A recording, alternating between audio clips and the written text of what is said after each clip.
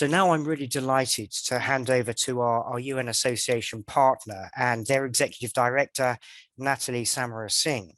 But before I do so, Natalie, can I just abuse my position to say, on Rusi's behalf, thank you to you and thank you to all of your team who have helped pull this conference together. I found it stimulating, but I won't eat any more of your sandwiches. I will shut up and mask my video, but I hand the floor over to you. Thank you. Thank you so much, Paul. I wish I had sandwiches. And thank you, Giovanna, as well. I just wanted to add for Igarape's partnership with UNA UK and RUSI. I do think it's really important for the UN and for the UK to hear more from civil society in the Global South and not just from the usual suspects. So I really enjoyed that last session. I also want to start with a quick vote of thanks, really, for everyone involved in this event today. Our partner RUSI, in particular, Paul and Pepe. I do think the RUSI team has delivered, and I am sure participants will agree, a virtual event that in many ways feels richer than our usual gathering. And I think we will try to maintain some of the diversity and benefits of meeting online when we hopefully convene in person again next year. I also want to thank UNA Westminster, who really have been the sort of inspiration for this event, especially David and Martin. I think your film managed to capture the essence of the ceremony that we normally hold on Whitehall, and which never fails to move me. Thank you to all of our speakers. I know some of them joined at very antisocial hours, and also special thanks to SRSG Keita, who took time out despite the fallout from the volcanic eruption in the DRC. Thanks, of course, also to the FCDO and MOD Joint Unit for their support throughout this process, and of course to my own team, the brilliant Bryony Pike, Fred Carver, and all the UNA staff. It's a real pleasure for me to return to this conference after my leave of absence from UNA. I spent the last year or so working for the UN 75th anniversary campaign, which was not, I hasten to add, a celebratory initiative, but rather it was an attempt by the organization to crowdsource priorities and ideas on the theme of the future we want and the UN we need to get there. Roughly 1.5 million people and 60,000 organizations took part from all UN member and observer states. A lot of the issues that were raised today came out in the results. And I think the one theme I'd like to highlight in these few short remarks, which was echoed today by the SRSG and by this last session, is the need for more and more effective inclusion and partnerships to overcome increasingly complex and intertwined challenges. I mean, over the past year, peacekeepers have worked with governments, regional organizations, and communities to counter the spread of COVID-19 and support recovery efforts that strengthen resilience. We've heard today, about what's happening in the DRC, peacekeepers, dealing with the fallout from the volcano.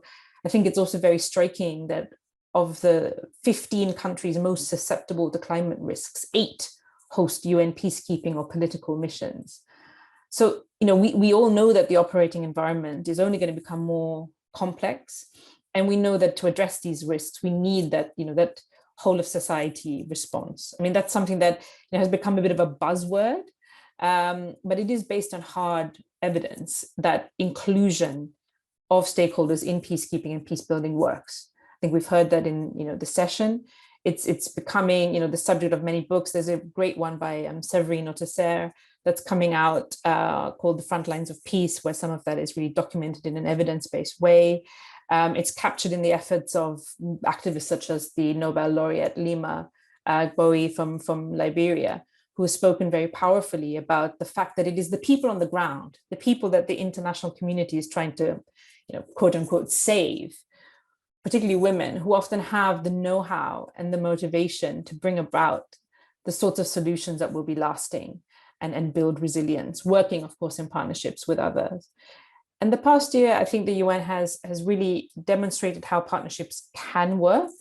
It's worked with the EU and the Episcopal Conference in Bolivia following the 2019 election crisis. It's been working with the League of Arab States and the EU to support the Libyan-led transition process. It's also been working with the AU in Darfur and Mali. These are not by any means perfect partnerships, but they are signals of how missions can be sequenced and designed with partners to play to the strengths of all these partners, addressing some of the issues around drawdown and evolution raised by the SRSG in her keynote speech. It's simply not feasible, I think, to demand on the one hand that the UN steps up its engagement on the political side in terms of foresight, risk analysis, community engagement, outreach, while also developing some of the capabilities around counter-extremism, tech, the changing, what we need to respond to the changing nature of conflict, which of course, as we heard in this past sessions, is fraught with challenges. And I think it was Castro who said the capacities of troop contributing countries also have to be built.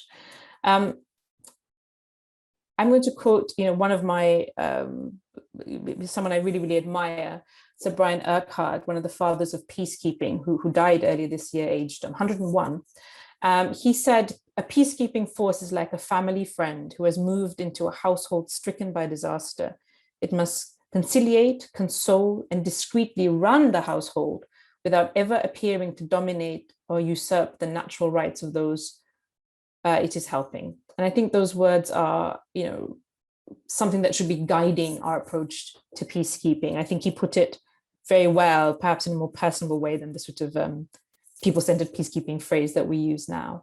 And I want to raise another Brit. I hope you'll forgive me for doing that. This is a conference, of course, on the intersection between the UK and UN peacekeeping, so I think I'm allowed. But Dame Margaret Anstey, I mean, she was a friend and a mentor and, the first female everything at the UN. We were really delighted to be able to dedicate, a panel session to her. And I think she would have really been delighted to see the next generation of sort of female thought leaders represented here today. SRSG Cater. She would have been delighted to hear about Ireland's Major General Maureen O'Brien, who addressed this gathering last year, and that she'll serve now as one of 2 military advisors to the UN Secretary General.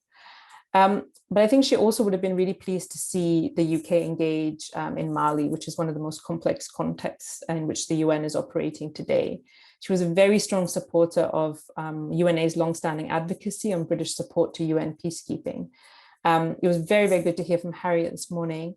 We've also heard some asks over the course of the day for the UK to take note of on high-tech capabilities, security sector reform, human security, prevention, and aid.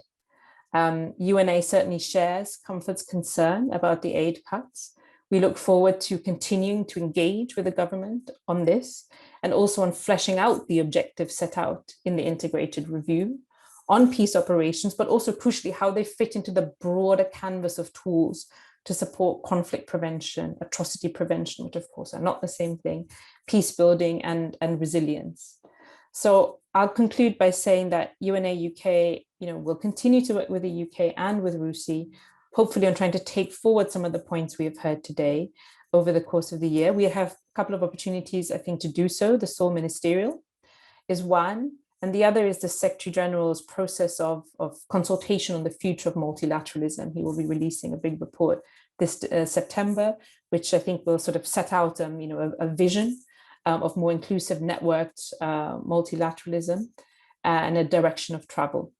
So there's a lot to do. Thank you all for joining us today. I look forward to staying in touch and also to seeing you all next year, hopefully in person as well as on screen. So thank you very much again.